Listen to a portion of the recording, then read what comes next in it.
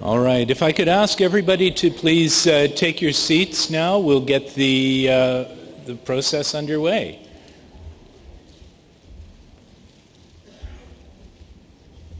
Welcome everyone. Bienvenue à tous. My name is Steve Chapman, and I'm the president of the Ottawa Branch of the National Association of Federal Retirees. I'll be your host today and the moderator for our panel. I want to thank you for coming out in person and for participating online at home. 1,200 of you registered to participate today, making this the biggest event Ottawa Branch has ever done. Thank you. We're very proud of it, and we're recording it. And we're also taking photographs. By attending today, you've consented to have your image captured for our use. That said, I want to ask for your patience if we run into any technical difficulties. We'll do our best to fix them promptly. We are providing simultaneous interpretation, and I will explain in French and in English how you can access this service. Si vous êtes ici avec nous en personne, veuillez prendre un casque au fond de la salle et il serait automatiquement réglé sur la version française de l'événement. That will be channel 2, sera le canal 2. N'oubliez pas de rendre le casque à la fin de l'événement. If you're here in person, please pick up a headset at the back of the room and it will automatically be tuned to the French audio, channel 2. Just please remember to return the headset at the end of the event. Si vous regardez la diffusion en personne de l'événement depuis n'importe où au pays, voici comment fonctionnera l'interprétation simultanée.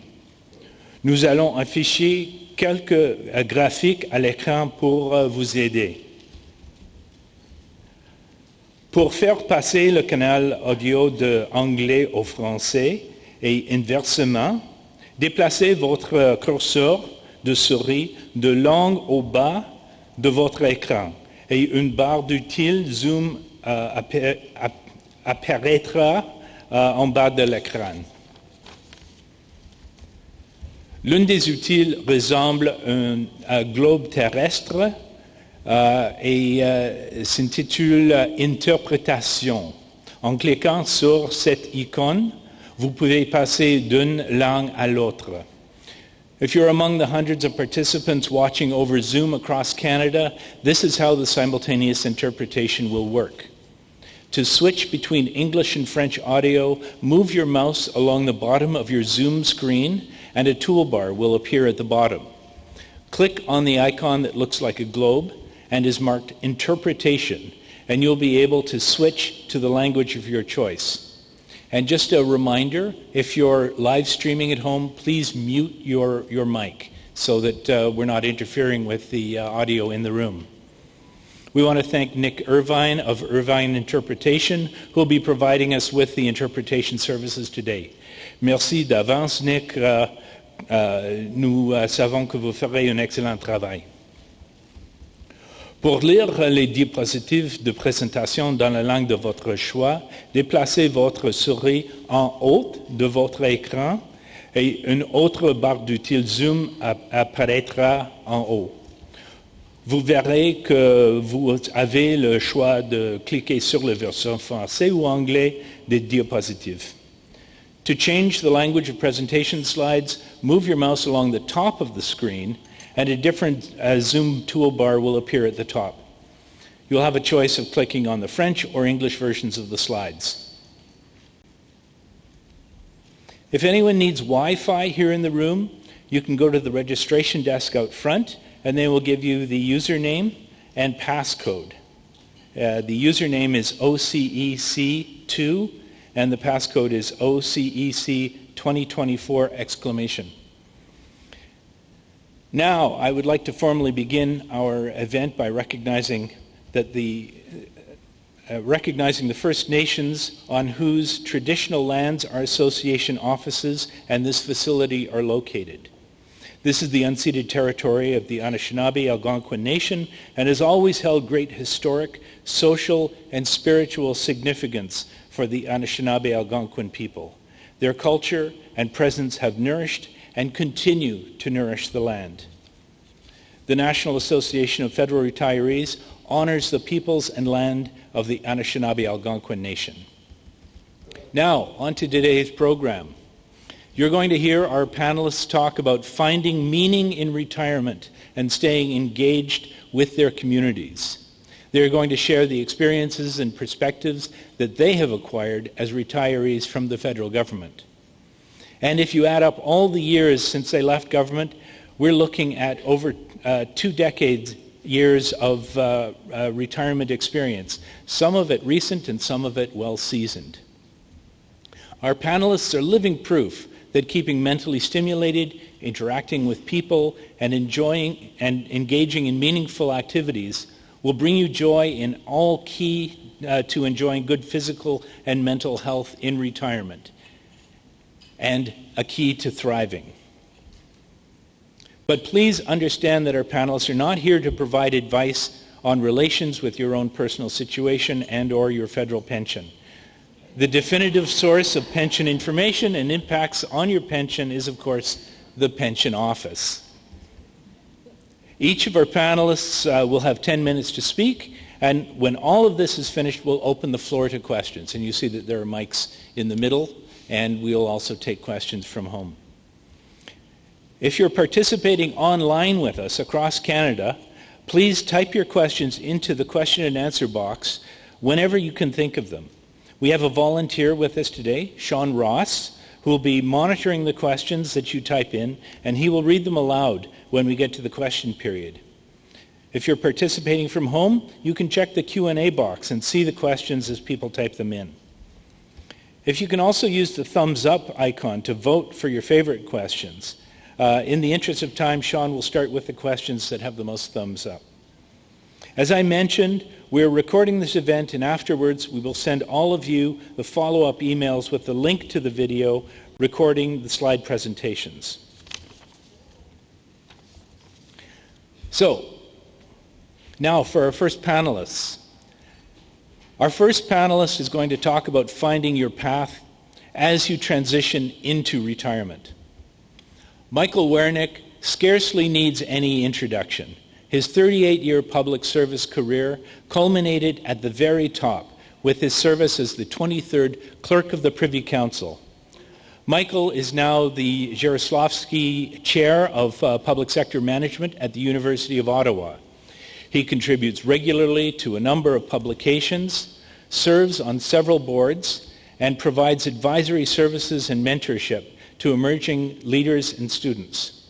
Please help me welcome Michael Wernick.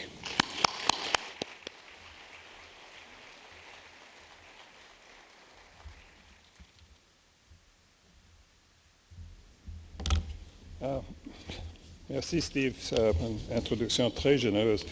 Bonjour tout le monde, good morning, Quay, you're in good mood? Okay. Excellent, et bonjour tout le monde sur Zoom. We got to know it very well during the pandemic, didn't we? I'm going to just make a few remarks and set up my colleagues around 2 sort of themes. One is finding your path, and the other is your well-being. So it's the path to your well-being. That's the connector. Let's see if the clicker works. I'm the first one who gets to test the technology. There we go. The first part of your journey, whether you're already retired and considering changing course or you're approaching the decision about retirement, the advice I often give to people is start by running a little diagnostic or self-assessment of yourself. What I find is public servants, for whatever reason, have been conditioned to underestimate their own value and how much they bring to other contexts. You have a lot to offer. When you were working, or if you're working, you are an asset to the people of Canada. All right. You are worth millions of dollars to the people of Canada when you're working, and you bring a cumulative life and professional experience to anything that you choose to do in retirement. And I find public servants tend to be kind of self-effacing and underestimate their own value. You're not just the last job you had, it's all the jobs that you've had and all the experiences that you bring to bear. And what you find in retirement, after a period of adjustment, is that there are so many ways to continue what brought you into public service in the first place. Service, contribution. And you can do it in so many different ways with the benefit of new freedoms and new flexibilities to manage your own time and your own priorities. It can be a really wonderful experience. I also would advise people to pause, because you often rush from your last day of work into retirement, and think about what your unique story is. What do you bring to the next things that you want to do? And I've told a lot of people as they were approaching retirement, just sit down and write up your own story. Write a short bio, see what your LinkedIn profile would look like. What would you want on the back of a book jacket? Do a one-pager. What's the kind of one-pager you would send to somebody if they were going to invite you to a conference or to a meeting or to join something? Figure out what your story is. Write it down and work on it. All right, let's try again. Think about what's important to you. Now you've got a bit more control over your time and your energy and your priorities. What's important to you? Comme toujours, comme dans le monde du travail, il y a trois options. We always think about three options, three pillars, three pathways. The fun part is that you can probably find ways to combine them. These aren't mutually exclusive.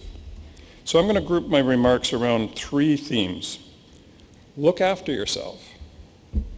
Pay back, pay forward, and earn some money. If you're really skillful at this, you can do all three. Look after yourself. A lot of people arrive at retirement in the worst shape of their life. Often the last 2 or 3 years of work are the most stressful. The transition scenarios aren't always happy ones. And I find that what a lot of people benefit from, I certainly did, is invest in yourself, your physical body, your mental well-being. Get fit, stay healthy, get healthier. And there's lots of ways to do that. Join a gym, join a club, set up a walking club, do whatever you need to do, but invest in the asset that's you. It's a time where you can reconnect with friends and families. If you had a busy job in the last few years of your work life, you probably neglected your old friends, your buddies from high school or university or community. You may have neglected your family. Well, there's an opportunity to reconnect with them. We learned a lot about that in the pandemic through Zoom and other techniques. It's an opportunity. I've reconnected with people I hadn't seen for 30 years that I went to school with a long time ago. And there's real pleasure in that because you have a frame of reference of what you've gone through together. The best predictor of whether you're going to be a kind of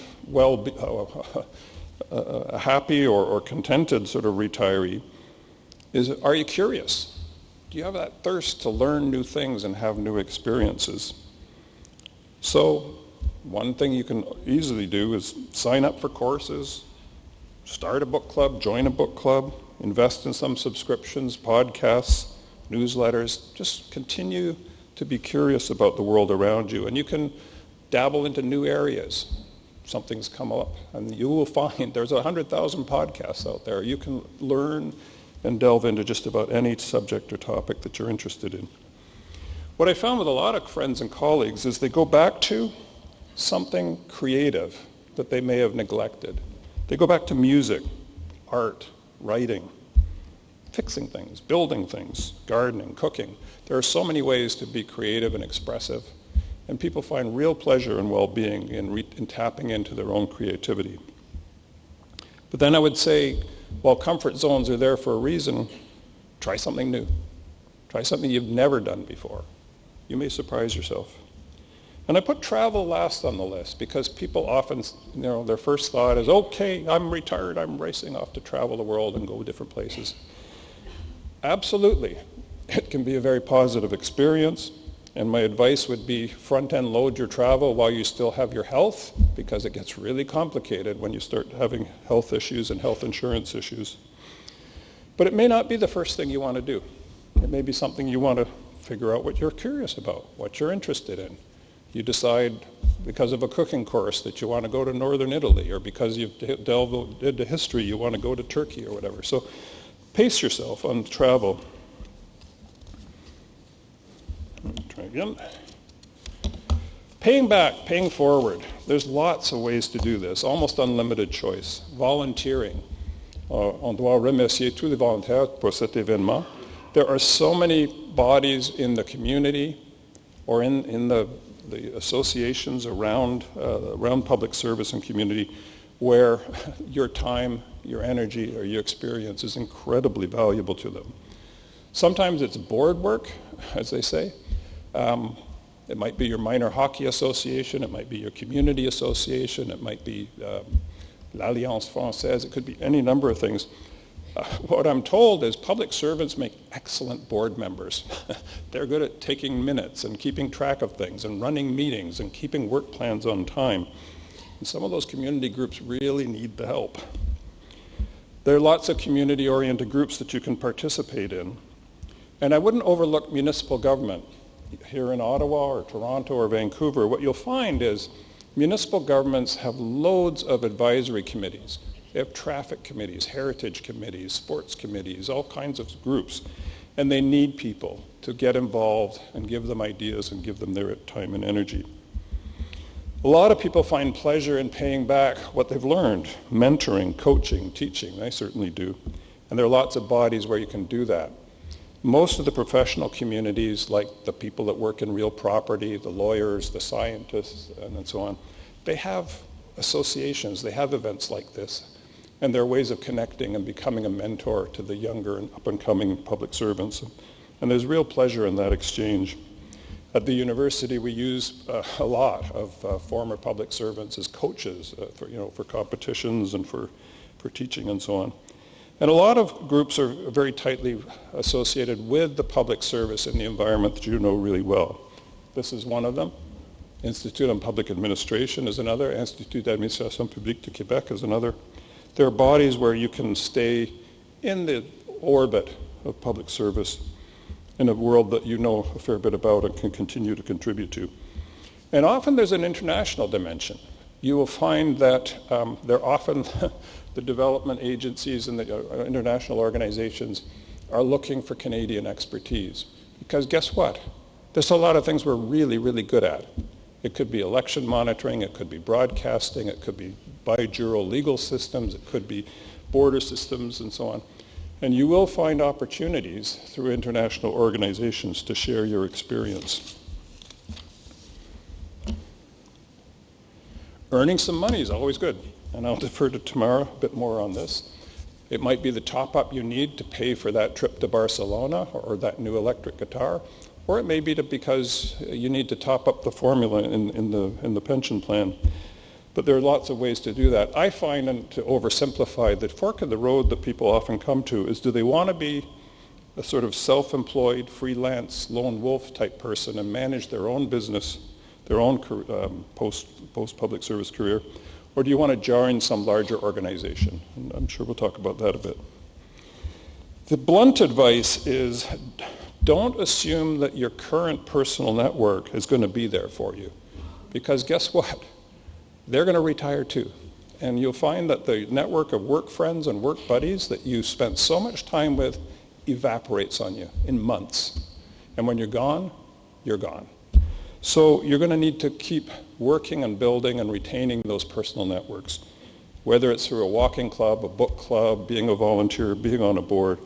You will find that your circle diminishes and shrinks. Happens to all people in this age of life, unless you work at cultivating and building your network of friends. And the advice we always give to people, not always possible, is try not to jump at the first thing that comes along. Often people are kind of disoriented, dislocated, they've been working, they've had a certain life routine, and then somebody comes along and says, would you join this board, would you sign up with this firm, would you do that? and there's an instinct to grab it because you're not sure another thing will come along. And if you need the money, you need the money. But I would say, if you can, be patient, take a bit of time, know yourself, know what's important to you, because you will soon find that there's probably more options and more things eating into your time than you thought. And finally, what I've seen a lot of people go through is what they underestimate in retirement is life happens. It just keeps coming at you. Don't underestimate the physical and psychological transition involved in leaving a work career that may have been 10, 20, 30, 38 years. And the transition into whatever you're going to do next, while it's worth it, can be very dislocating. Don't underestimate the time and energy that you'll need for family. Your typical 60-year-old retiree has elderly parents. And I know a lot of people who had plans to travel to Barcelona or buy a motorcycle or whatnot, and they end up being the caregivers for aging parents with dementia. They have issues supporting that. They may have children with issues, university bills to pay, and so on.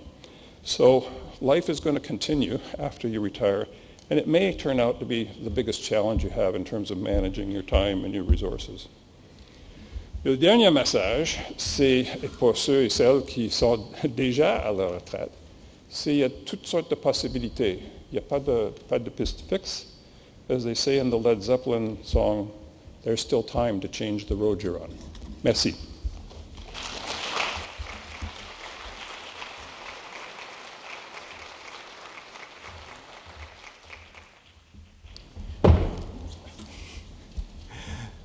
Thank you, Michael, for sharing these valuable insights. Now it's time for our second panelist, who is going to talk about getting down to business, what you need to know about working in retirement. Tamara Gutman served as Canada's ambassador to Hungary, Slovenia, and Bosnia-Herzegovina. She served at home and abroad for over 32 years with Global Affairs Canada, and she was also a speechwriter and advisor to the Deputy Prime Minister of Canada. As a federal retiree, she's created her own consulting business. Tamara advises clients on leadership development and organizational ethics and effectiveness. Please help me welcome Tamara Gutman.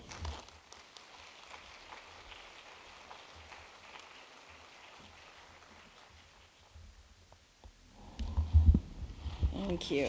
Just give me half a minute. Okay. Here we go. Well, thank you. Bonjour. My name is Tamara, and I'm so happy to be with you today and to see some familiar faces out in the crowd as well. So my story is this. I retired in 2022 after 32 and a half years as a public servant and was a diplomat and other things. And I started doing contract work early in 2023 and very quickly realized that I knew very little about what that actually meant. And so I Googled and I researched, and I was really surprised to find that there was no guide, no consolidated information source for retirees doing occasional work with the government. Alors j'ai fait mes propres recherches afin de construire un guide juste pour moi-même, juste pour comprendre comment ça fonctionne. Je continuais à ajouter et corriger mes notes au fur et à mesure. Lorsque j'apprenais, je gagnais d'expérience, y compris toutes mes fautes, il y en avait beaucoup. Mais aujourd'hui, on va parler du travail. Alors le travail n'est qu'une des options pour nous dans la retraite. C'est un moment de grande liberté dans nos vies, which is what we're all talking about today. You have many choices. But there are many reasons to work. Staying connected, adding some structure to the day, making extra money never hurts, or even opening a new career path. And a lot of us do end up doing casual work with our home departments, right? It's very common, it's very easy, and it's familiar. But it's important to remember that it is different when you are outside of the organizational framework. And as retirees, we are on our own to manage our work, how we get it, how we negotiate it, how the money comes in, what it means for our pensions. And as retirees, we need to be equipped to do that. And that's the focus today. So as we start, a super quick disclaimer. I am just sharing my own experiences and some of the guidance that I've received as a working retiree. This should not be taken as formal advice, especially when I say words like money or taxes. But there will be a list of important resources at the end, including some of the experts that you can consult. So let's get into it. What's work? What do we mean by work? Well, many, many things. But today I'm going to focus on just the most common types for federal retirees. So doing casuals, doing term employment, doing contracting or professional services, and work via an agency. Now for my part, I've just been retired 2 years. I have done a range of casuals and some professional service contracts with different departments. As we start, it is useful to do some self-reflection, and Michael spoke a little bit about that, and I know Grace is going to get into this as well, so I'll be very quick. But just know why you want to work, like what it is you want from it, and that it's not just a boredom reflex. And if it is, that's okay too. Just know why you're doing it. Decide how much or how often you want to work. For me, my one red line is I do not ever want to work full-time again, and I always have to make that clear at the outset of any conversation. Reflect on what you offer. That's a really big thing, and again, Michael touched on some of that. Over your careers, you have accumulated so many skills and experiences, so what do you want to do with that in terms of working in retirement? And how to value yourself is very interesting when, most of us have spent our careers just accepting the salary that came with the position and classification we were in. The very first meeting I had for my very first contract, it was going so well. I was asked, okay, so what are your rates? And A, I realized I hadn't thought about it, oops. And B, I had no idea even how to do that. En plus de la réflexion, vous avez quelques mesures pratiques à prendre juste pour commencer, pour vous préparer pour cette phase, cette étape. Et encore, je vais passer très rapidement sur ces points, mais on peut retourner dans le Q&A si vous voulez. I should also flag, and I'm looking at Linda in the back there, that we're hoping to do some webinars maybe in 2025, yes, where we're going to go into some of these in a little bit more depth, so don't worry if we're zipping through things. So, a fit-for-purpose CV, what do I mean by that? Well, of course, you're going to highlight your relevant skills and experiences and all of that, but also consider that you have different audiences, different employers looking at your CV, and you may want different versions of that. Security clearance, I won't spend a lot of time on, just to say that the hiring body will activate your security clearance, but it's really good to know what the status is, and you can do that by calling the security office in your home department or the commissionaire's office, just so you know where you stand. Outreach plan is crucial when you're trying to get work, but it does not have to be overwhelming. Call your old HR branch, say you're interested. Former bosses. Agencies are great. There are many personnel and placement agencies out there, including our fantastic sponsor, LRO Staffing, who I know will be happy to speak with you later. But you can build your ambition as you go. Do use social media. I know that employers are actually looking at LinkedIn, something I'm not very good at using, but they are looking at that when they're hiring.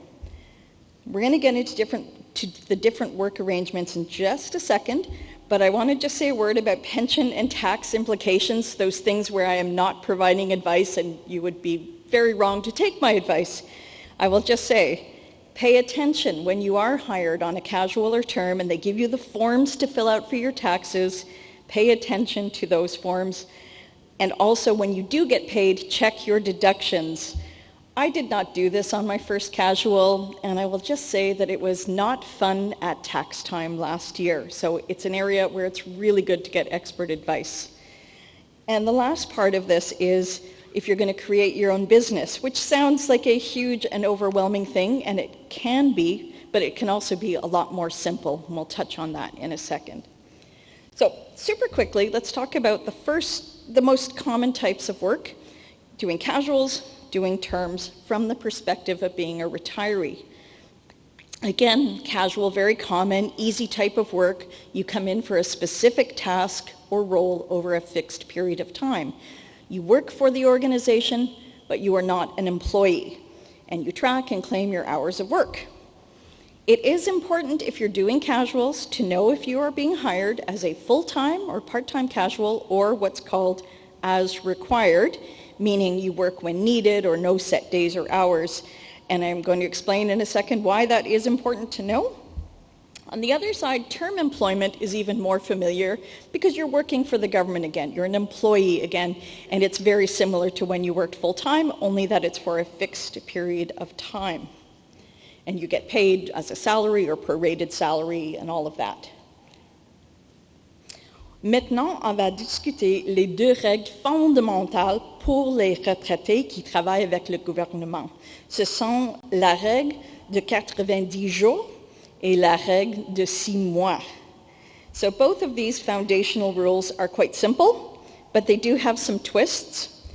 The 90-day rule, for anyone out there who has done casual work, you know, you can work or who has hired casuals when you were in the public service, you can work a maximum of 90 days on a casual contract per calendar year per department. So if you're super energetic, you can do multiple 90 days with different departments.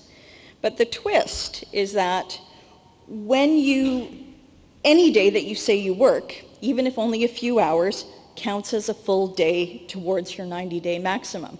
So if you're working a casual, you claim 2 hours on Tuesday, you claim 3 hours on Thursday, you're getting paid 5 hours.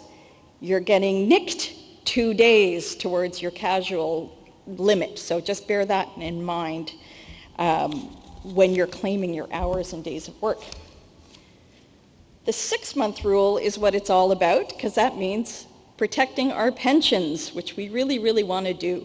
And you can work as a term or a full casual for up to 6 months, minus a day, I think everyone knows that rule, and still receive your pension.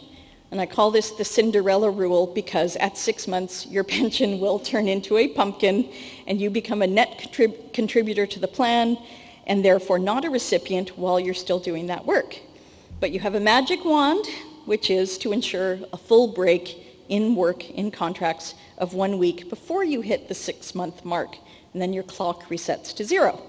But again, there is a twist. This is the good twist.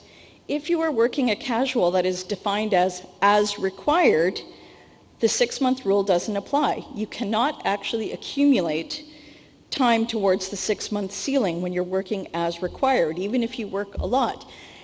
You still get the scary letter from the pension center saying you've just signed a work contract, but you're actually fine. Still take the 1 week break between casuals and terms and keep your eye on your 90 days. But above all, if you're signing a term or a casual, always check with the pension center first. They are fabulous and will give you good advice. So quickly, let's look at the other ways of working. A self-employed contractor being the primary one. And in that, you will negotiate and sign a contract for services that you provide. You don't get a letter of offer to work. It typically means you're going to create a business. You're going to become a sole proprietor business that you create with the CRA. And this allows you to sign contracts, get a business number, manage your GST, all of that stuff. And that's common if you're creating your own consultancy like I did, or if you just want to be more active in pursuing contracts instead of term or casual work. Contracts with the government, of course, come in all different sizes and shapes. We're not going to bore you with all of that today, but in all cases, you define the deliverable and you negotiate what you're going to be paid. And we're not going to talk about incorporation or submitting bids or all of that stuff, but those are all part of the spectrum. Hey. Une autre bonne possibilité, c'est de travailler par l'intermédiaire d'une agence. C'est une excellente option. Il y a beaucoup moins de travail pour vous en réseau et en négociation et des opportunités plus larges. Les agences sauront comment commercialiser vos talents, vos compétences et trouver le type de contrat de travail qui vous convient le mieux. And I know our sponsor today, LRO Staffing, will talk to you a little bit about this. There are many great agencies around that are a fantastic option.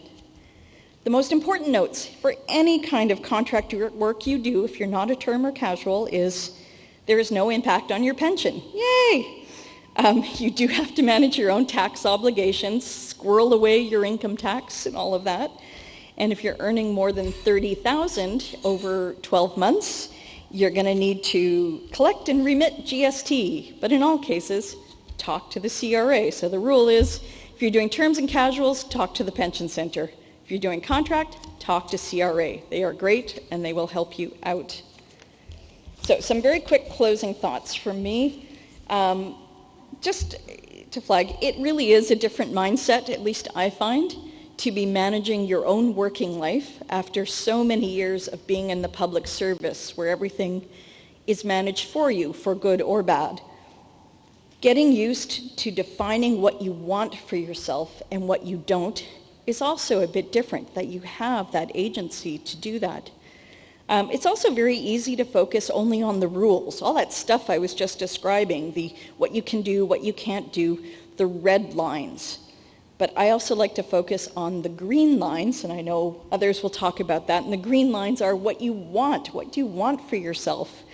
You want to balance work with the other things that you want to do in retirement, and you don't have to put those second anymore. It is a time to unleash your ego. You can be a little humble, but not too humble, a little braggy humble. Unleash your ego. Let people know about you, what you can do, and that you want to work. And get advice. Consult people, ask questions, get informed, and be equipped to do this.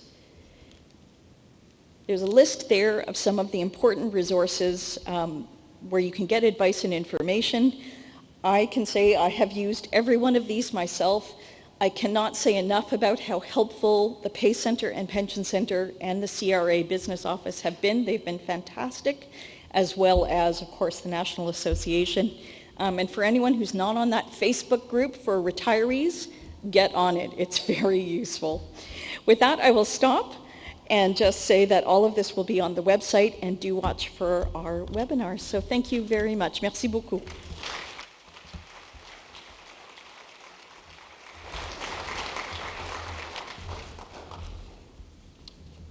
Thank you, Tamara, for boiling things down to the basics for all of us. Our third panelist is going to talk to us about launching your journey towards becoming an entrepreneur. Grace Ola is the co-founder of Take Wing Professional Development. She's also a leadership development and career coach who encourages others to develop their emotional intelligence to be their best selves. Grace specializes in developing strategies for achieving a meaningful life of personal and professional fulfillment. Please help me welcome Grace Ola.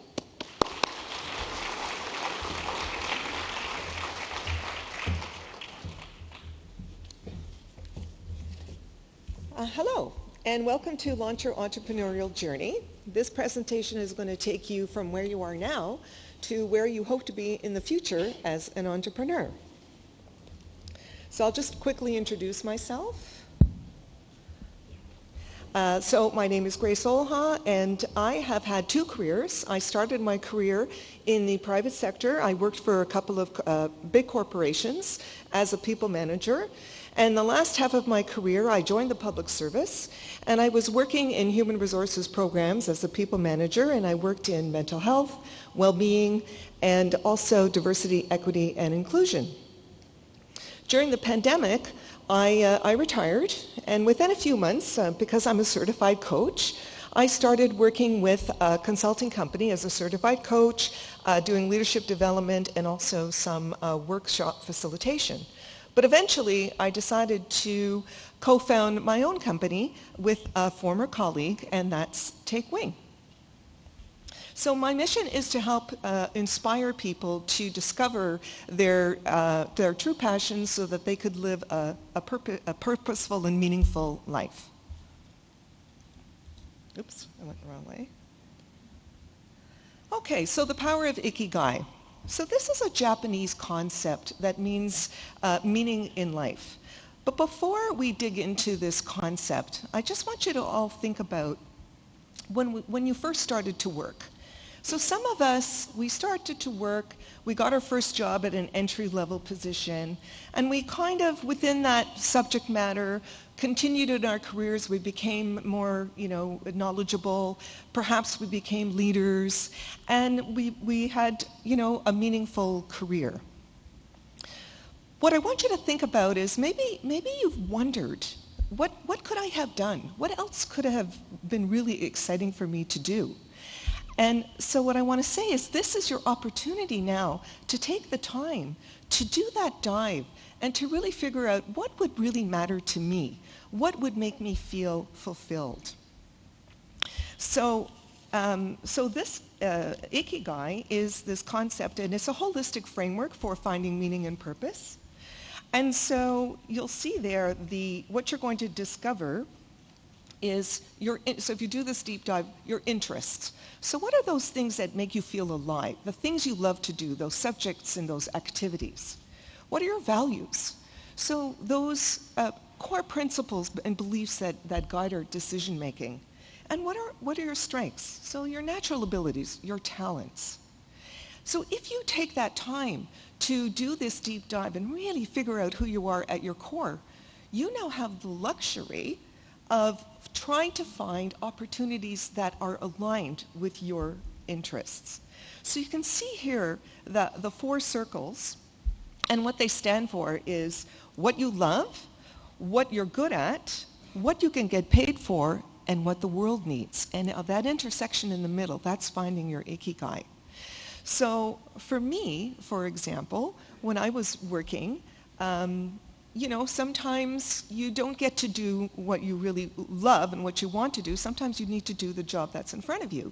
So when I was in my 30s and I had a mortgage payment and 3 kids, it wasn't the time to go find my passion.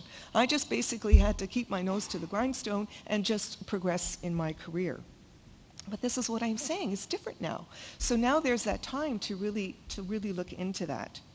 So if you do this deep dive, what are you going to end up with? Well, your fulfillment will come from being authentically you. Your purpose, this is the impact that you're going to want to have with what you do. And resilience, well, if you're doing something that you truly love and that matters, it's easier when we get through some of those tough times. It's easier to stay in the game. Okay, so once you have some clarity on what you want to do and the impact that you want to make, it's time to shift your focus and mindset. Because, if you're going to be an entrepreneur that's going to try to sell a product or service to the business world, you have to shift your mindset a little bit. And so what I've done here is just put together some comparisons of working as a public servant. Like, what do? We serve Canadians. We're prudent stewards of the public funds. We create programs and policies and regulations. And it's all very meaningful work.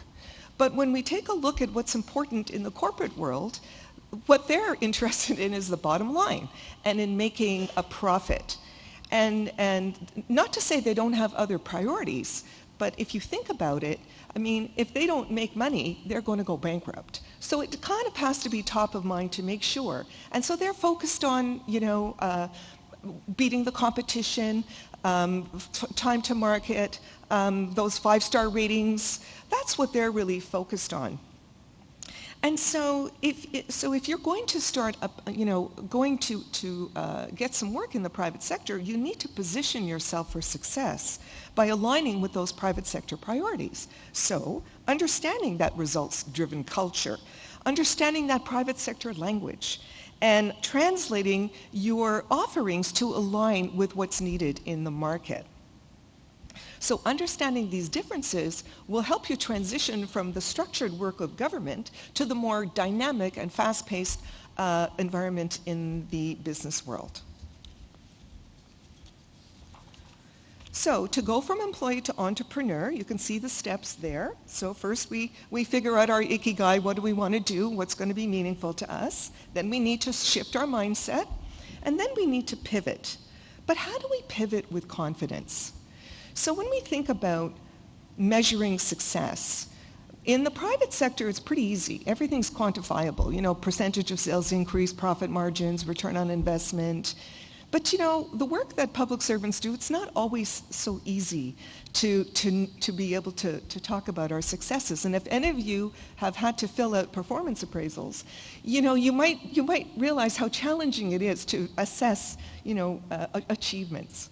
So, but you need to understand that, as Michael mentioned, your work is so important and so valuable. It's just a matter of maybe translating it in a way that the private sector can understand. And so how do you know that something you did was a real success? So I have some ideas. For example, were you published? Were you asked to speak at a forum about a specific subject matter?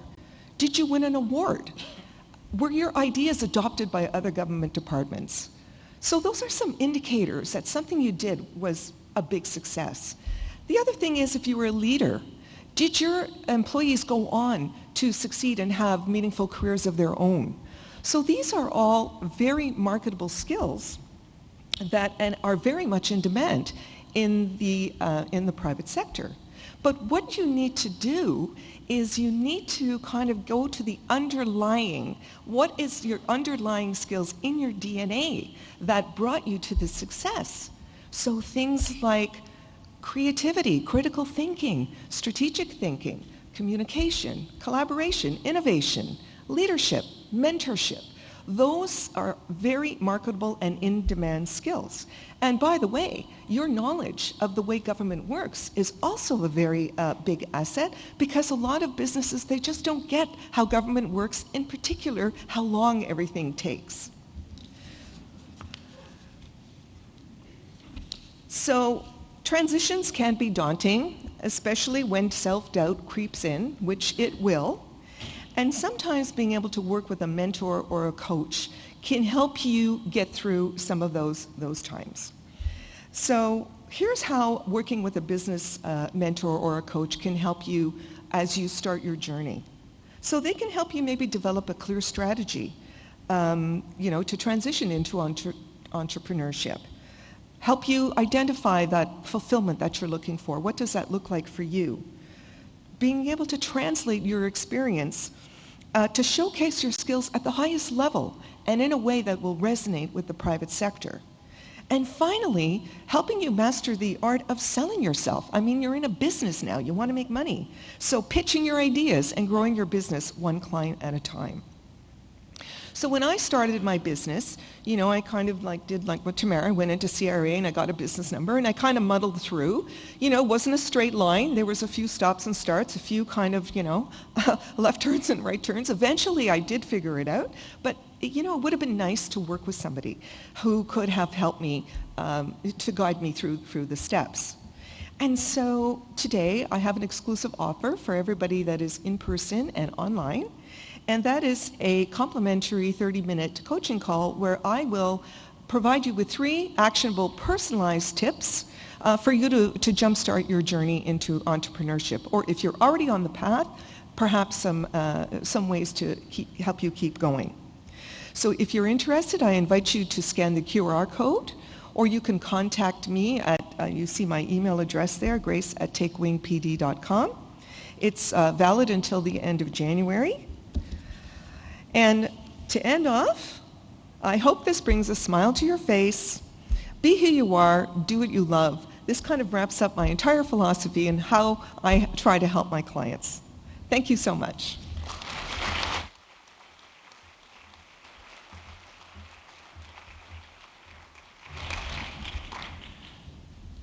Thank you, Grace, for helping us see how to turn retirement into being our best selves. And thank you for your generous offer of free consultation. We'll repeat the offer and your contact information in a follow-up email. Now on to our 4th panelist. Our 4th panelist will talk to us about the joys of volunteering. I'm very happy to say that Roy Goodall, our national president, is here today. Flew in from Calgary to be with us. He's keenly aware of the satisfaction that volunteering brings and the level of commitment and amount of work that it demands.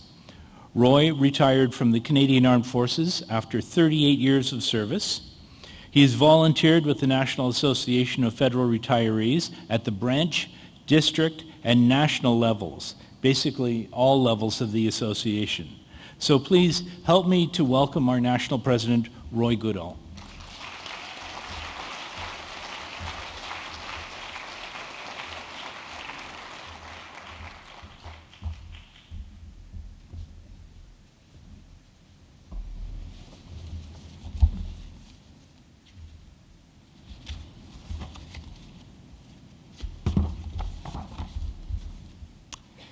Good afternoon.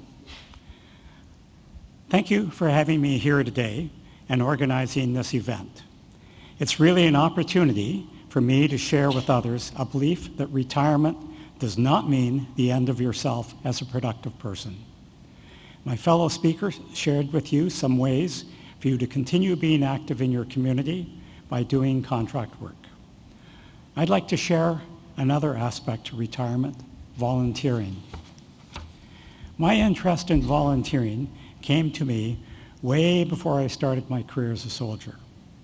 I started volunteering when I was a Cub Scout in Comox, BC, when we delivered Christmas meals to families that had less than my fellow Cub Scouts and I did at home. When I joined the Army Reserve at the age of 16, with 18 of my high school buddies, I found myself volunteering for many activities I did not enjoy. Sweeping the parking lot, also known as a parade square, cleaning bathrooms, whitewashing stones, etc. In this photo, you can see my friend Harvey washing a garbage can. In 1962, the Army had a thing for cleanliness. Throughout my military and family life, I learned that a lot of important events only occurred when people chose to get involved. Without volunteers to organize soccer or hockey or Girl Guide troops, a lot of children would not be playing team sports. Seems obvious, doesn't it? Yet, many choose not to get involved, and when people sit on their hands, things don't get done. Getting involved in my community gave me more than just a sense of accomplishing something. It led to new friendships and a sense of belonging as I worked with neighbors to accomplish some things that none of us could do on our own. Getting involved with my children's school activities and sporting events not only enabled my children and then my grandchildren to enjoy their activities, it allowed me to expose them to various experiences that might not otherwise be involved with. But with retirement came a new focus. I was not looking for paid employment, and my children were living their own lives. I saw my retirement as an opportunity to use the knowledge and experience I gained during a long career to benefit my community and remain engaged. However, like many new retirees, I had to obtain recognized qualifications for my intended community efforts. My first step was to complete the Alberta Community Development Program for Not-for-Profit Governance, followed by the Institute of Corporate Directors Not-for-Profit Governance Program, and that was followed by its Director Education Program. I think that some of you may be wondering how your career and the experience you gain during your career can benefit associations that exist in your community. In my case, you might be wondering how experiences and skills acquired during a long military career apply to an association like Storybook Theatre, a children's acting group, or Scenic Acres Community Association. With Storybook Theatre, my leadership and organizational skills were used to organize a board, whereas the Community Association used my project management skills to build a beach volleyball court. As you spread your wings in the not-for-profit world, I believe you will discover that the knowledge and skills you acquired during your career are in short supply for many not-for-profit organizations. If you're willing to use your career knowledge and skills, you can play a key role in helping not-for-profit organizations achieve success and positively impacting the lives of others. Volunteering also provides opportunities for continuing education. Intuitively, We all know that ongoing learning and keeping our minds active are important to reducing the risk of dementia. I took formal governance training to become a governance facilitator and a director with not-for-profit community, cooperative, and civic boards. I combined my work experience and new qualifications to be a director with 19 boards over 22 years. Throughout these years, I've made new friends, had immeasurable joy, and accomplished a lot. I think a key, perhaps the key to success in the not-for-profit volunteer world is working with organizations that matter to you and whose goals resonate with yours. To that end, I thoroughly enjoyed my time as a commissioner with the Calgary Police Commission. At the same time, working with organizations whose interests are not aligned with your interests, or those that take you outside of your comfort zone, can also be a very rewarding challenge. For example, as a director with the Calgary John Howard Society, I was a facilitator with its Alternatives to Violence education program for youth, which meant for the first time in 20 years, I was having meaningful conversations with 12 to 14-year-old youth. It was challenging, and believe me, it was enlightening. Either way, volunteer experiences will expand your network, make new friends, and experience other activities that you might not do for any other reason. One organization that I want to highlight today is the National Association of Federal Retirees. I got involved with the association in 2005 totally by chance. At the time, I was running for office with the Calgary Cooperative Association. Knowing there were a lot of retired military members, retired RCMP, and retired public servants in Calgary, I approached the Calgary branch of the Federal Retirees with a request to place an ad in the On Guard magazine. Unfortunately, they refused. They wouldn't let me do that. But I met a gentleman there by the name of Len Sissel. Len was a retired Parks Canada employee. And Len was so good at this recruiting job, he convinced me to join the Calgary board of the Federal Retirees, where I served first as a director, then as the branch secretary, then the branch treasurer, vice president, and president, before becoming the Alberta Provincial Advocacy Officer. From there, I was elected to sit on the National Board of Directors, where I served as a director and committee chair. Those experiences eventually led to being elected as vice president and now president of the association.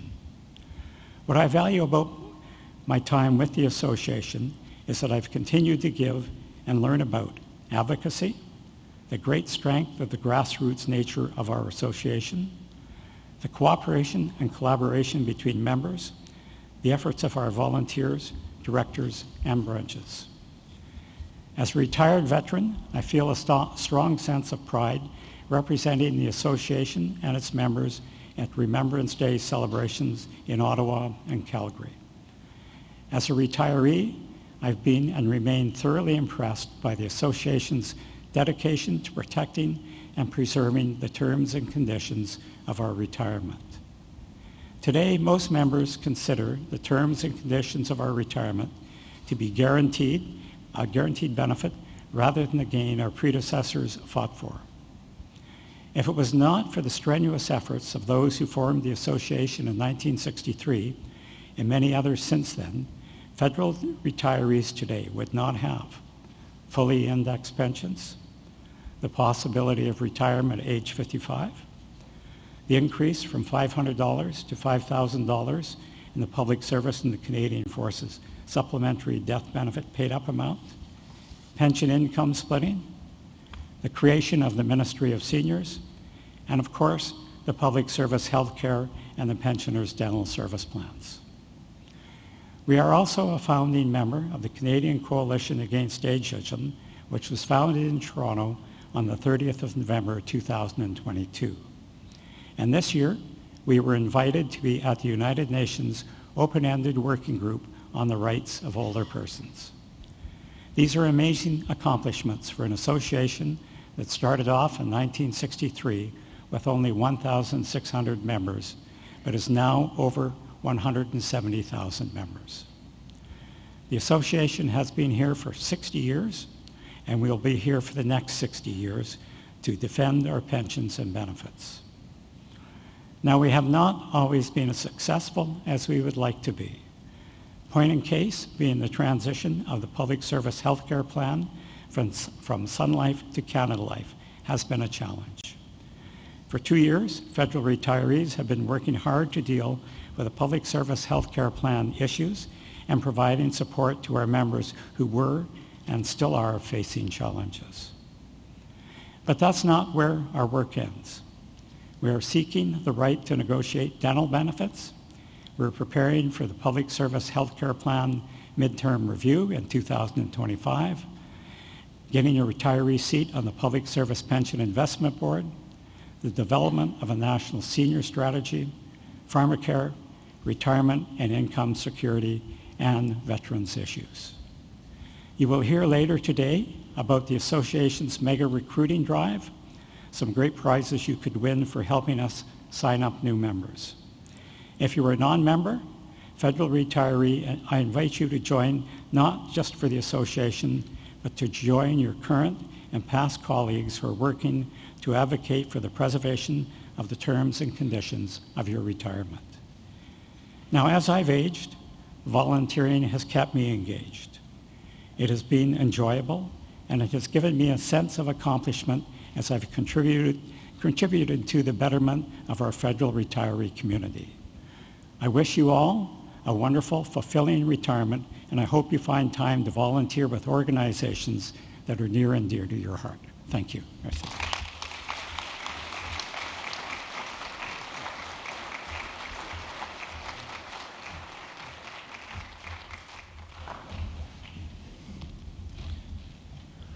Thank you, Roy, for your enthusiasm and commitment to our association for your long years of volunteering. A picture of you in 1962 as a boy soldier is pretty amazing, actually. Now we have arrived at the question period, and we're very much looking forward to hearing from all of you. For those of you attending in person, we have 3 microphones in the center of the room, and we invite you to come up if you have a question and line up behind the microphones. Because we're taping the event, and for the sake of the people listening in across Canada, it's essential that you use the mic to ask your questions, and please speak clearly into the mic. If you're participating online across Canada, please look at the questions already in the chat box and vote for the ones that mean the most to you by giving a thumbs up. Or if you can add new questions to the chat box. If you do not see the chat box on your screen, please move your mouse around at the bottom of the screen until it appears. Sean is going to go over the questions in the chat box right now, and we'll alternate between questions from the floor and questions that we receive online. So, I think we have one person already. Please. Good afternoon. Can you hear me, first of all? Yes, good afternoon. My name's Ellen Bertrand. Hi, Grace. Thank you for the invitation here. I'm a soon-to-be retiree, worked for 32 years in cultural heritage, parks, Canadian heritage, national museums. And I'm curious, given your presentation, Michael, what new thing did you try, or anybody else on the panel? What new activity that that you have tried that surprised you during retirement? Thank you.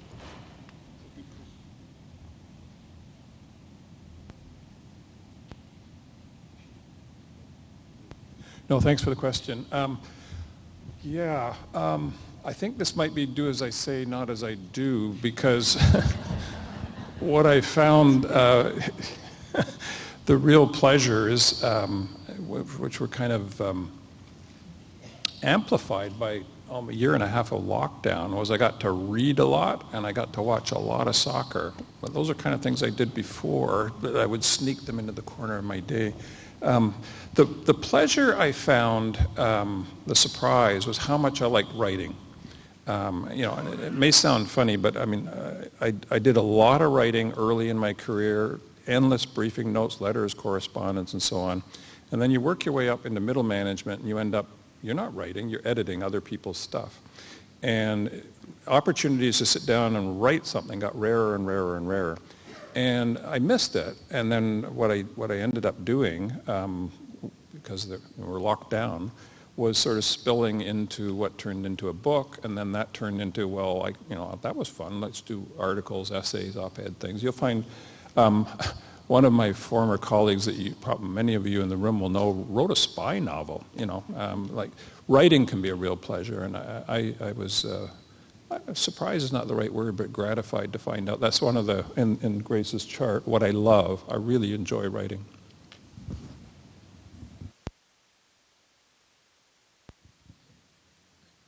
Sean, do we have any questions from our live stream? Thanks, Steve. Yes, we do. The question is, do potential employers sometimes look upon experience as a public sector employee as a negative? That is, their skill sets, I guess, would not be the right fit for the private sector. Maybe Tamara. Just want to make sure I understand the question. It's about promoting your public service experience when you're applying to a private sector employer? Is that? Yes, that's essentially the way it was posed. You may have been in a cushy public sector job, so why would you be a good fit for a private sector job? It's a great question, and I am not sure that I am qualified to answer it well.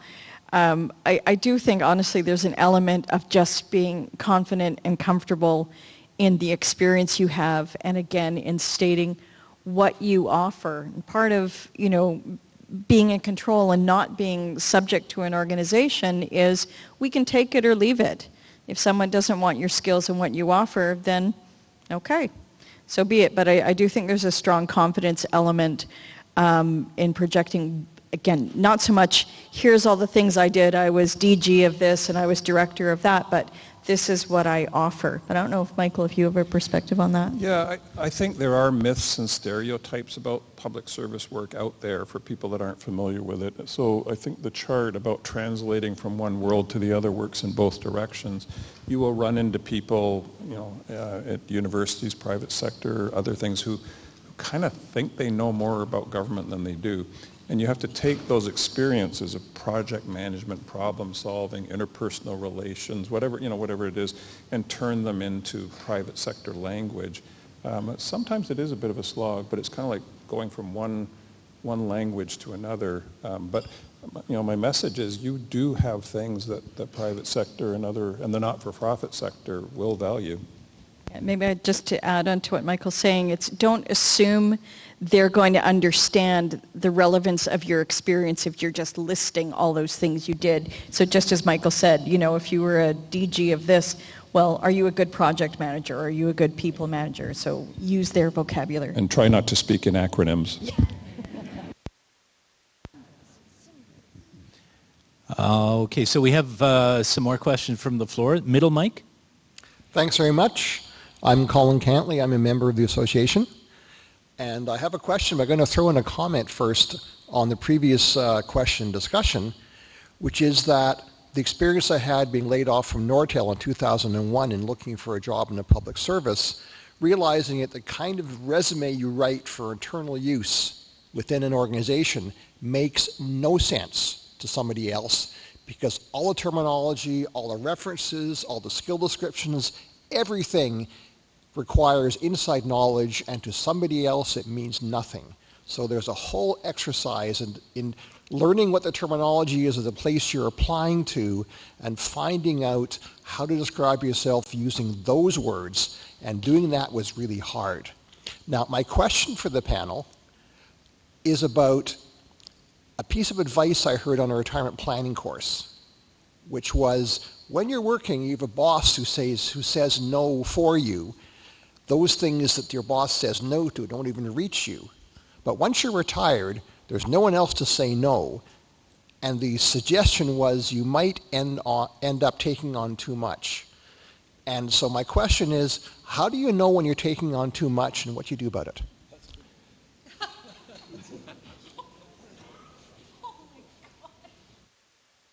Well, I'll have a go at that. as an emotional intelligence practitioner, I would say you need to pay attention to your thoughts and your feelings and how you're feeling in your body. When we get stressed out, there's little signs that we need to pay attention to. And things like self-care that Michael alluded to, going for walks, just checking in with yourself and not just chase. You know what I mean? Like, be discerning about how you're going to spend your time. So that would be what I would say. Thank you. I'll add a slightly different perspective. During my early career, our pride and joy was being able to do more with less. And we kept doing so until we couldn't do it. The problem is that attitude as a volunteer is you just keep doing things. You keep going from one task to another, take a lot of pride in actually having it completed. So what I find that I need to do is listen to those around me who say, do you really think you should be doing that at this time? And just listening, because yes, there is a danger. You can do too much, get stressed out, and then something else needs to happen. Thank you. All right, so we have another question from the floor, the back mic. Hi, my name is Marie-Françoise Bustos. I retired in 2017, so it's been a while. And my question has to do with Phoenix. I got whammied by Phoenix because Global Affairs continued to pay my salary for 4 pay schedules, and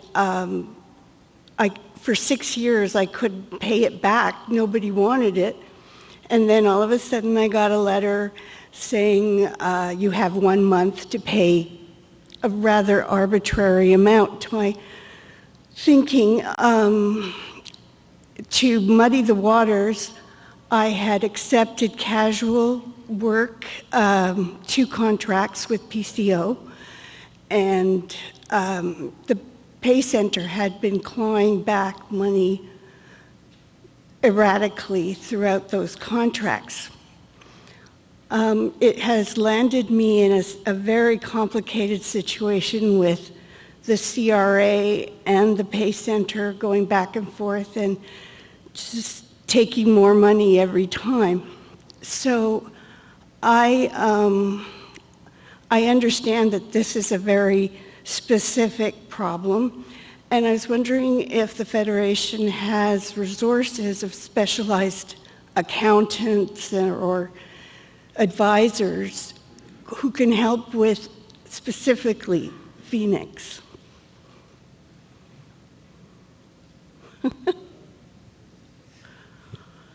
Thanks for your question, and it sounds like an extremely challenging situation that you're facing.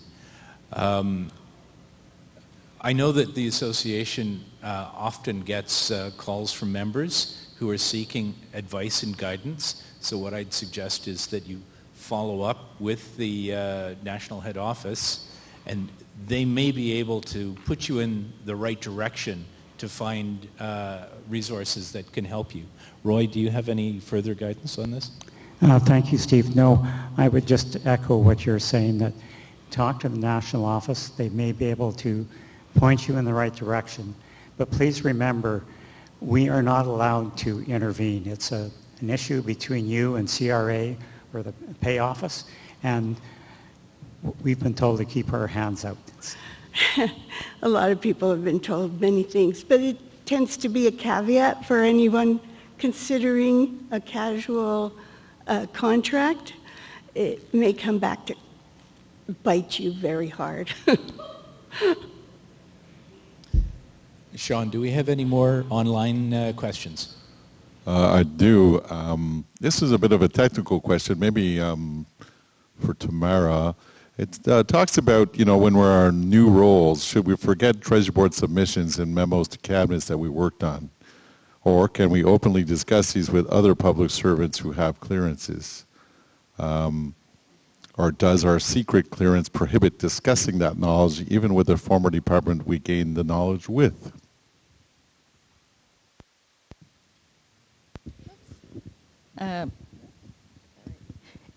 if I understand, it's just about preserving confidentiality when you're kind of promoting your skills and applying for work. Is that what it is? Yeah, exactly. It's Yeah. the knowledge you would have attained or acquired, and relative to your secret clearance, how much of that then stays with you, and how much of it could be shared or Sure. should be shared. Okay. Yeah, it's. I'm sure there would be different opinions on that. Obviously, I'm not here to speak as an expert on the Official Secrets Act or any of that, but I would say if that would supersede many other things. But there's a difference between talking about your skills of what you can do versus talking about the content of what you did. And you can certainly speak about your ability to write memoranda to cabinet and your ability to create a proposal, your ability to cost something, your ability to assess risk, et cetera, and all of those things that are part of successfully doing those tasks.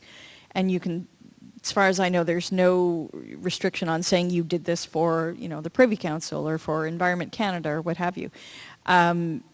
Doesn't mean you have to talk about the content of what you did if it is under those restrictions. So I'm not sure if anyone has anything to add, but I don't think it's a conflict. No, I think that's exactly right. I mean, you may not want to.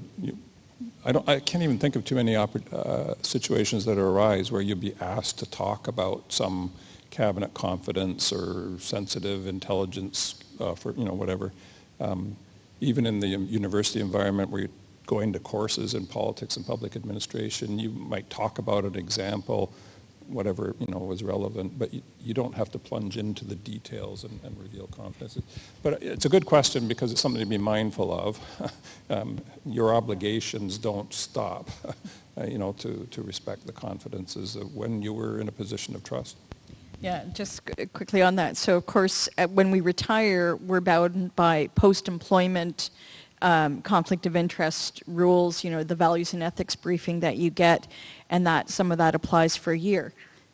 Official Secrets Act is not that. That is different. And so don't assume that because a year has elapsed, you can say, oh yeah, this one time when I was writing that cabinet memo, it was hilarious. No, it is different. I'm just mindful of time, so we'll take a couple of more questions from the floor. In front. Good afternoon. Thank you very much to all the presenters. Great information that you've shared. My name is Veronica Silva. I retired over a year ago from a senior executive position in the public service. And actually, Tamara, you just touched on the question and or point that I was going to raise. I was fortunate enough and insightful enough to ask a lot of questions before retiring. And the questions were to my HR colleagues and the importance of the values and ethics and the one-year cool-off period, which I think is an important thing to touch on because it has a lot of impacts on how and when you can accept things, or if you can accept things, and who decides whether you can accept things within that one-year period after you retire. For, I believe, it's EX-1 and above. So if you could touch on those, that would be great. Sure. I don't think I have too much more to add, and I know we are short on time, but yes, absolutely. Everyone should have had that briefing, but you can go back, right? You can go back to your home department, contact the values and ethics people and say, hi, I'm in a post-employment period, I have a question. There's no harm in doing that, or you can contact the Commissioner of Ethics and Conflict of Interest. So there are resources you can go to if you're not confident about what you should do. I just want to add that I am doing some casual work as well. And as a coach, one of my clients wanted me to also help his wife. And that fell under enriching, I don't know the term, but anyway, so I was not allowed to do that. So just something to keep in mind. All right. So we have one more question from the floor, middle. Is it on? Oh, yeah. Hi, my name is Renee. Actually, it's not a question. It's more like a reflect on of all what you said on the panel and base my experience. So I retired in 2017, not by choice. It was medical release, 32 years in the military. So, and then I became a military spouse, and follow my husband in the UK. So it was nice. I got to travel and still got paid because I had my pension. And by force, I got involved with the community and all this stuff. So I had time to reflect because it was like 3 years. And then we came back during COVID, so more reflection, right? We are all like stuck. And moving during COVID was something. And then suddenly, a friend of mine, she looked at me and she said, I see you doing something, so teaching. And I said, teaching? I don't have a education degree, none of that sort. She said, no, I see you. Okay, so I rearranged, imagine from the military, rearranging my CV, my resume for teaching and so on, back to an interview and all this stuff, and actually got the job. And now I'm a substitute teacher, and I'm loving it. I never thought I was going to be able to go to do kindergarten and all this stuff.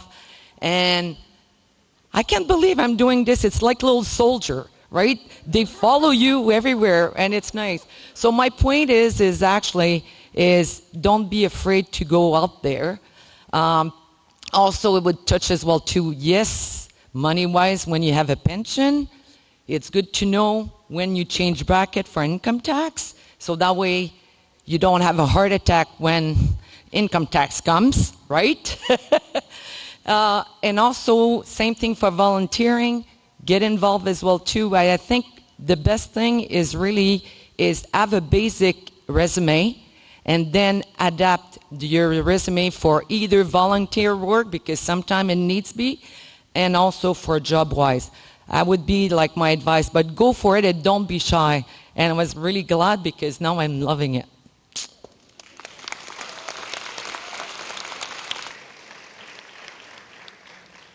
Thank you for sharing your experience. We'll take one more question and then I'll have to cut it off. Thank you. Thank you. First, thank you for this afternoon. I enjoyed it. There was lots of good information there. My question is more specific to next year when you do the review for the public health care system. Is physio part of that? I can't seem to get any information from the association at all, so I'm asking that question. I'll turn that over to Roy. Thank you, Steve. The short answer is yes. Physio is high on our list. However, I need to add one caveat here. I do not make that decision. I make the recommendation to the board, and the board will determine what is discussed. But I'm confident that we will be looking at physio, and we have written to the President of the Treasury Board a couple of times on the physio issue, and that's why I think the change that was recently made is there and it's helping some people. Thank you. Thank you. All right, so thank you for all of your questions. Special thank you to Sean Ross for doing a tremendous job moderating the online questions that we received across the country. Now it's my pleasure to introduce to you our hospitality sponsor. Cass Soleto is Director of Government Finance and Accounting for LRO Staffing and is here with us today. LRO is a full-service search and staffing agency serving Montreal, Ottawa, Calgary, and Toronto, and is also actively recruiting federal retirees. Welcome, Cass.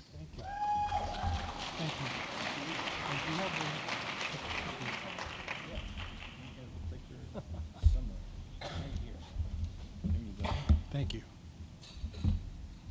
Good afternoon. As mentioned, my name is Cass Sotelo.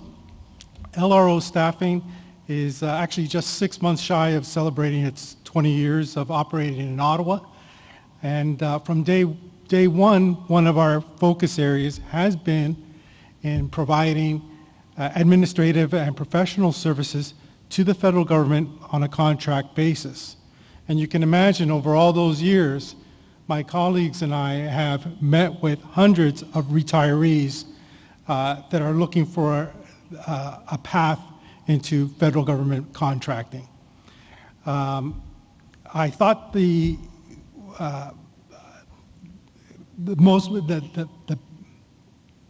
biggest benefit today would be for me to provide you with some of those most common questions that are asked of us when retirees come in and meet with us.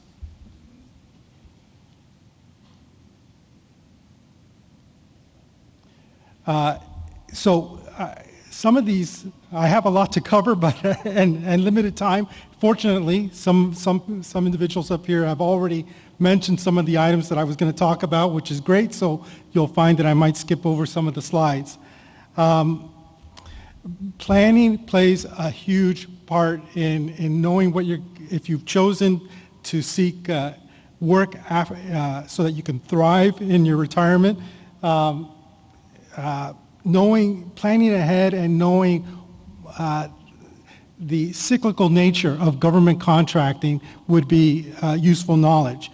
And the number one time frame for contracting is September to November. It's a week after kids have gone back in school. Everybody's back thinking about their priorities, their deliverables, and this is, for our industry here in Ottawa, the number one period. The number two period is April to June in the new fiscal, after priorities have been set for the new year, and project authorities are looking to have contracts in place that will carry them throughout the rest of the year or throughout the summer. December, February is the third best period, followed lastly by the slowest period of July and August, which, as we all know, people are away on vacation, decision makers are not available. Another common question that gets asked of us when people come in to meet with us is about the rate they can expect.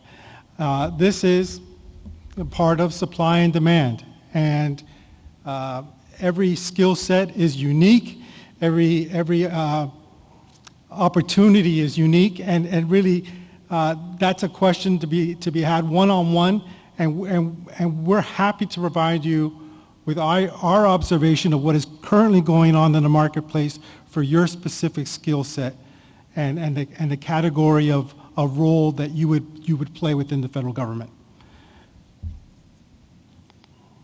Security, someone else, I think Tamara might have mentioned security.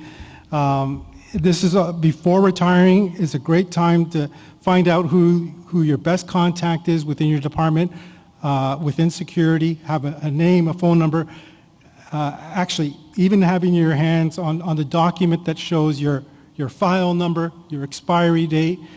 And the planning comes in knowing that perhaps you're planning a period, taking off a period between the date you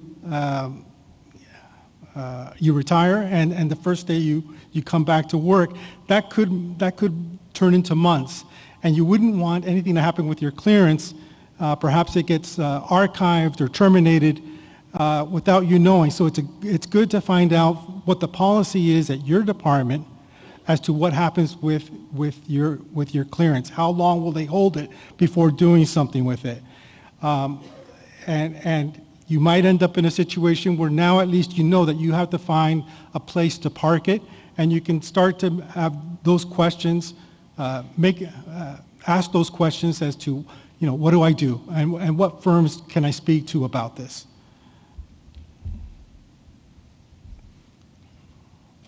Contract duration is also another big question that we get. Again, very, very unique to clients, but also the procurement vehicles they are using to contract your services. There are, again, going back to some acronyms, sorry, THS, TSPS, TBIPs, PASS, sole source contracts, they all have different lengths, they all have different dollar limit values, which will play a big impact on knowing what the duration is. An observation from my point of view, though, is from what we see, is that on average, a contract ends up being extended about 50% of the original duration that the services are contracted for. I know that might have some negative thoughts from some people, but it's usually, we're providing such great people that they're often asked to do additional, as clients become aware of their abilities, they're often asked to take on additional duties and responsibilities, which ends up adding some length to the contracts. Again, we touched upon how individuals want to set themselves up for the contract work as fixed-term employees, sole proprietors. I won't talk too much about this except to say, from an observation point of view, over my years of doing this work, when I take a look, there's a high correlation between the structure and the pay rate that the consultants are seeking. I find that a fixed-term employee is usually up to $50 an hour. Many people choose to be sole proprietors in that range of $50 to $80 per hour, and incorporated contractors, $80 and above. Now that's just a general observation. There's going to be exceptions to that observation, and that is obviously something that needs to be discussed with your accountants, your financial planners. Even someone like me will have an opinion. My background prior to my 26 years in this industry was 12 years as an accountant, so I'm always eager to share an opinion. Resume length. How long should a resume be? Again, something we touched upon. And in the world of looking for permanent employment, 2 pages is standard, but not in the world of contracting. The rule for my world is the longer the better. In responding to RFPs and mandatory rated grids that come out in these RFPs, they're looking for us to demonstrate very specific experiences. So it's not uncommon for my consultants to have resumes that might be the first 2 pages are your typical, and then there's a project listing that can run anywhere from additional 2 to 50 pages. It just depends how long and how many projects they've experienced throughout their working career. And from there, we having a longer version allows us to cut and paste according to what an RFP is requesting. Which firms? How many firms should I be speaking to? I would say, again, in your planning phase, you should be talking to your supervisors, to people that you know that are coming into daily contact with consultants, and asking them what their experiences have been with working with different firms. Their good experiences, their bad experiences. And again, also talking to other consultants and asking, what agencies, what firms they've had experiences with. Learning the negative allows you great information to perhaps put them lower on your list of places to investigate, and obviously investigate the firms that you constantly get great feedback on. Another item I would mention is that you would want to, I would probably speak with 2 firms, 2 agencies. And then maybe a few months down the road, if things haven't progressed as you've liked, I would probably add a 3rd.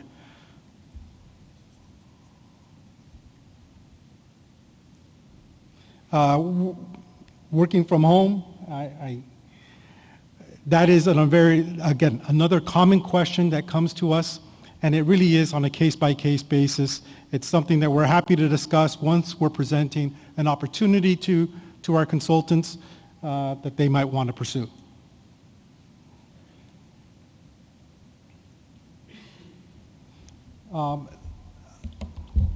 Leveraging your connections. Again, marketing your own skills. That is something that while you're employed, you really want to make sure that the people around you know what your future plans are if you are going to be looking for contract work afterwards. They're the ones that know you best. They also have other people in other departments that they know that they might play. I've always found that people want to be part of a solution. If people know that you're engaged in a certain situation, a problem, many people want to step up and help you and help be part of that solution.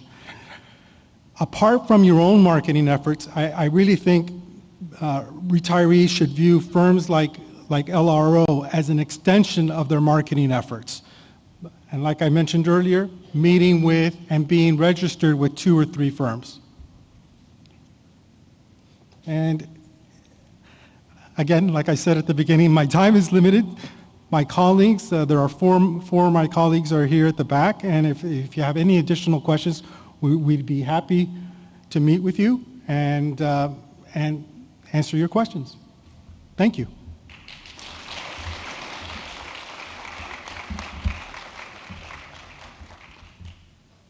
Thanks. Thank you. Thank you, Cass, and thanks again to LRO Staffing for your gracious hospitality today. We'll include in our follow-up email your contact information and how to access your guide on consulting. Also, for those of you who are still here in the room, after the event you can visit with Cass and the LRO team at the table at the side of the room. All the LRO staffing representatives are wearing name badges so you can easily identify them.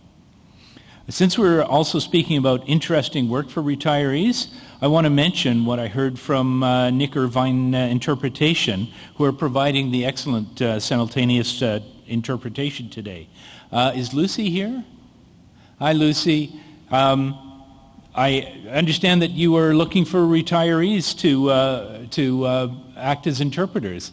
She's giving a thumbs up. So that's also an avenue. If you're interested and if you're bilingual, you can take that to our interpretation and apply that. So thanks, Lucy. We'll make sure to include our information on follow-up emails that goes out to all of the participants. Now it's my pleasure to introduce Marc Bourgeois, who is the Manager of Recruitment and Member Services here for the National Association of Federal Retirees. Marc will talk to us about the association's annual member recruitment drive that's on right now. So welcome, Marc.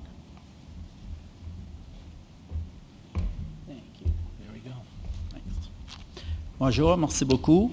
I just want to say I learned a lot today. I retired 4 years ago, and it's only been a couple of months since I've dipped my toe back into the world of employment. So thank you very much. I really appreciate the information you shared today. And thank you to the Ottawa Branch of Federal Retirees for organizing this event. I'm sure a lot of people in the room are very happy to have come here and heard all the good suggestions. So yes, I would like to just talk about federal retirees for a few minutes. So we are an organization with over 170,000 members across the country. We have 6,000 veterans are part of our membership, and we have branches across the country. So for those who are online, please look up where your local branch is. So we've been advocating for improvements of the financial security, health, and well-being of our members and all Canadians since 1963. As I mentioned, there's branches across Canada. There's actually 77 branches. The National Association is a nonpartisan association. We are a not-for-profit membership-based association, and we are not affiliated to any political party, and we are not a charity organization. So we work with government to ensure that your earned benefits are maintained and that we can find some new perks to retirement. Some of our top advocacy priorities, Roy mentioned them a few minutes ago. I'll just go through them very quickly because they're important to you and future retirees. It's prioritizing pharmacare because Canadians should have access to the medication they need. As we grow older, there's some health issues that arise, and we need to make sure that you have the medication required. Making retirement income more secure as people retire also. Implementing a national senior strategy And finally, working towards better well-being for veterans and their families, because veterans have sacrificed a lot during their careers, helping Canadians, protecting Canadians, and so as a national body, we feel it's important to give back to the veterans and help them with their security once they retire. We are an association of benefits. Like many associations out there, they have preferred partners. We feel we have the best preferred partners in Canada for you. One of them in particular that I want to speak about is the MEDOC Travel Insurance. In the back of the room there, near our booth where the balloons are, there's my colleague Lynn from MEDOC. We'll be happy to answer some questions for you after this event. But I just wanted to go through a few of the MEDOC advantages when you do have a MEDOC policy. So to be able to access MEDOC, which is a benefit, a travel insurance plan that was designed specifically for our members, okay? So you can't access it through another organization, it's through us only. We have 67,000 policyholders with MEDOC. That gives us some buying power, and that's why we can get such a good plan with MEDOC. So some of the advantages that you get with MEDOC is that the travel insurance covers over and above what the public service health care plan covers for you. So, for example, if your medical bills from an emergency while you're traveling exceeds $1 million, well, MEDOC travel insurance can cover you up to $10 million for the trip. So that's a big difference for when you do have a big emergency. We can also have you covered for longer than 40 days, whether you're inside or outside Canada. And you also have access to a supplemental plan for a longer trip up to 212 consecutive days outside of Canada. So I don't know what the weather is across Canada, but in Ottawa right now it's around 20 degrees, which is really, really nice, but that's not going to last. So I'm sure there's a lot of snowbirds that will be heading south or elsewhere, and they will be staying outside of the country for longer than 212 days. So MEDOC is a great plan for you to have access to. And the beautiful thing about this is you can purchase MEDOC insurance regardless of your age or health condition. So please make sure to come to the back of the room and talk to Lynn and I so we can share more information for you. But of course, all this is available on our website. So Stephen mentioned a moment ago about our mega recruitment drive. So you can become a member of federal retirees throughout the year, and you do not have to be retired to become a member of federal retirees. That's just like a well-kept secret in the country that you have to be retired. So you don't have to be a member. You can register at any time. But right now, for those who are members, we encourage you to go out and recruit new members, even if it's just signing up your spouse or ex-colleagues of yours, because that means you get an increased chance of winning some really big prizes this year. And we have 2 grand prizes right now of a $10,000 travel voucher with $5,000 cash to spend at your destination. So please look up our website for the mega recruitment drive and try to get your name in there with some ballots as much as possible. There is an early bird draw that's October 31st, so that's Thursday. So get your name in there and your referrals as soon as possible, because there's an early bird draw, which is a $1,000 prepaid credit card. So that can be really useful with Christmas coming up. So for your membership fees for the association, it's $55.92 for a single membership, or $72.60 if it's for yourself and your spouse. And you can save some money actually if you do your membership payments through your DDS. So you don't have to worry about the renewals or anything like that. It's just automatically withdrawn on a monthly basis from your deposits.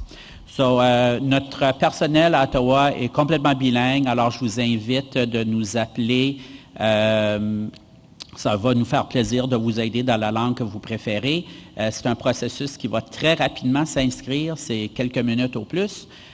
So for those who want to reach out to us and become a member, it's only a question of a few minutes online or by the phone. So I welcome you to the association if you're not a member yet, and for the others, thank you very much for your support. We really appreciate it.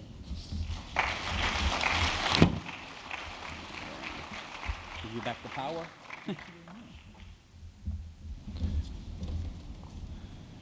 Merci beaucoup, Marc. We know that you're working hard to help the association grow, so thank you for coming. We know that everyone is welcome to visit your table at the side of the room at the end of today's event and learn more about the association and the benefits of joining. I understand there may well be jelly beans as well at the table. All right. Now it's a distinct pleasure of mine to introduce a former colleague of mine who I knew from my professional life with Global Affairs Canada, and a newly joined member of National Association Federal Retiree.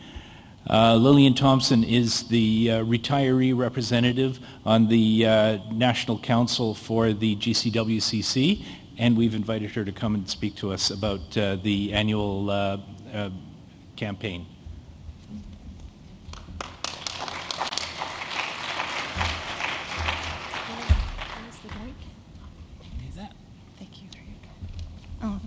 Thank you very much, Steve. I'm going to keep these remarks truncated, shorter, so we can get out of here. I do want to say, first of all, this has been absolutely fabulous. Steve mentioned that I joined just a few weeks ago, but I'm already watched 2 webinars, and it came out today. I'm the champion on the federal cabinet for the retiree population. I have a 2-minute video I want to show, so I'm going to speak très rapidement et terminer assez bientôt. Retirees in from the Federal Public Service are an important element of the annual Government of Canada Workplace Charitable Campaign. In the past 5 years, they have contributed $18.6 million through the campaign. That's not a small number. L'année dernière, par exemple, les retraités fédéraux ont donné plus de 4 millions de dollars dans le cadre de la CCMTGC. It's a bad acronym in English. It's not any better in French. Ce qui représente près de 14% de tous les dons. So rather than talk about where the donations go, because it's a community-based program, as you probably all know, I'm going to show a short video, which is the 2 champions for this year's campaign are Paul Thompson, who was until about 5 months ago the Deputy at Public Service and Procurement Canada, and is now the Deputy at Employment and Social Development Canada, and Nancy Hamzawi, who is the Deputy at the Public Health Agency of Canada. So I press the green button, and I hope things happen. So we just came back from a very powerful experience, the Impact Tour, Le Tour d'Impact. It was a real eye-opener for me. I went in already being inspired and motivated for the campaign, but after these events, I feel even more so. We visited Operation Come Home, une organisation très importante pour les jeunes. It's a building right across the street from a federal office building I worked in. I never knew what went on behind the doors, and it's powerful. We had the chance to cook breakfast, which was great, and all the integrated services that are provided for youth. So that was a powerful experience for me. Absolutely. Couldn't agree with you more. Powerful was the word that came to my mind too. Having walked by that federal building how many times in downtown Ottawa and not realizing the incredible services that Operation Come Home provides to young people in Ottawa. It really is amazing. In addition to your pancake flipping skills, extraordinary, second to none. So also we walked down the street to visit Health Partners, and that was absolutely a profound moment where we met and learned about the 17 organizations that form the health collective of Health Partners, and recognizing the fact that 9 out of 10 Canadians are accessing the services of these organizations. The GCWCC campaign is making such a huge impact to Health Partners, United Way, and other organizations. But to hear the testimonials of former public servants this morning, current public servants, and others in the community, that was definitely, couldn't hold back the tears in that one. Absolument, les histoires personnelles étaient très puissantes. Et puis après ça, nous avons visité la soupe populaire à Gatineau, un service très important pour les individus sans logement. So that too was a great experience to see the energy and the passion and the impact they're having on many individuals in the city of Gatineau. Absolutely. We started the day with breakfast, and we ended at La Soupe Populaire with lunch, and it was a packed house. Absolutely, the need is there in our communities, and it is a privilege to be able to contribute through the campaign. So. Et ils ont plus de demandes que repas, malheureusement, et ils ont besoin plus d'appui pour leurs opérations. Mm-hmm. So powerful day. So I'm feeling even more motivated than before. Inspired. Absolutely inspired. Thank you. Merci beaucoup. As we all know, I think times are tough for an awful lot of people right now. They always have been, but there's more difficulty now. In order to make a donation, if you may have received something in the mail, maybe vous pouvez aller visiter le site web, gcwcc.ca, and there's now a possibility of making an e-pledge, so things have actually moved into the 21st century. So thank you, je vous remercie I thank you for your attention and wish you all the best. Thank you.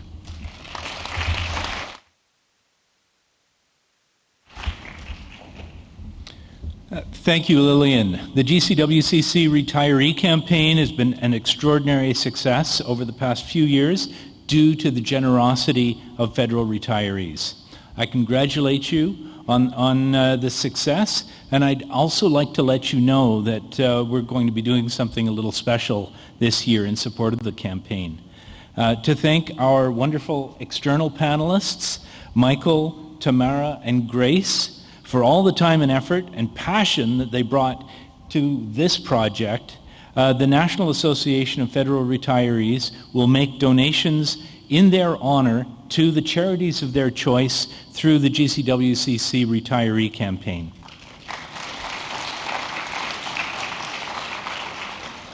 I'd also wanted to let everybody know that we have a good home for all of the beautiful balloons around the room. Thanks to our colleagues at the Council on Aging, we'll be donating the balloons to brighten up the lives of residents at a local retirement home.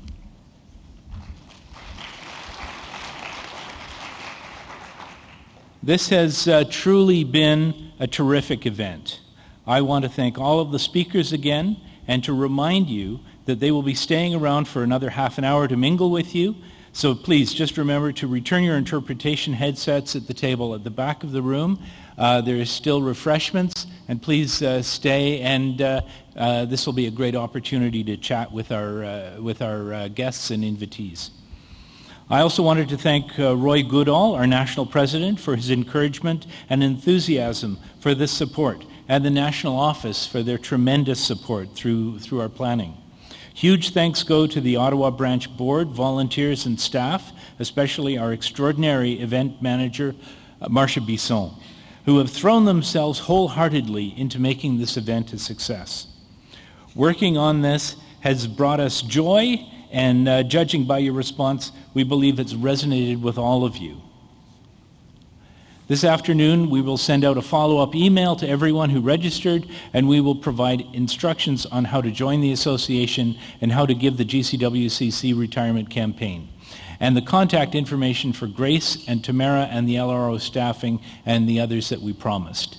It will take about a week to finalize the video, as we will send it a second follow-up email for the link to the video as soon as it's ready. We'd also very much want to invite your feedback on today's event, so everyone who is participating online will have a chance to complete a 2-minute evaluation before you exit Zoom. For those of you who are here in person, we will send you an evaluation survey via a link in the follow-up email this afternoon. We had a record 12% of our registrants indicate that they are not yet members of the association. So if you're not a member, please consider joining. And 20% are still working in the federal government. So we're reaching out to those people who are on the cusp of retirement and considering. And bear in mind that you can join the association before you retire. We hope we've given you a lot to think about in terms of making the most important, the most of your retirement, and we also hope you will all consider joining our association too. In fact, to encourage you, we put a piece of paper in every seat of the room today with a QR code that takes you directly to the National Association website. We hope that you've heard enough today to decide to check us out. One last word of special thanks to Chris Nanda, our Ottawa Branch volunteer, who, along with a few others, initially suggested this idea as a potential webinar back at the AGM last year. Chris rolled up his sleeves and served on the project team that molded and shaped the event into what you've experienced today. Oh, and he's also just happens to know and introduce us to Michael, Tamara, and Grace. Thank you for your sincerity, Chris. We could never have done this without you. Now, I wish you a wonderful and thriving retirement. Je vous souhaite maintenant à tous une merveilleuse retraite. Thank you very much.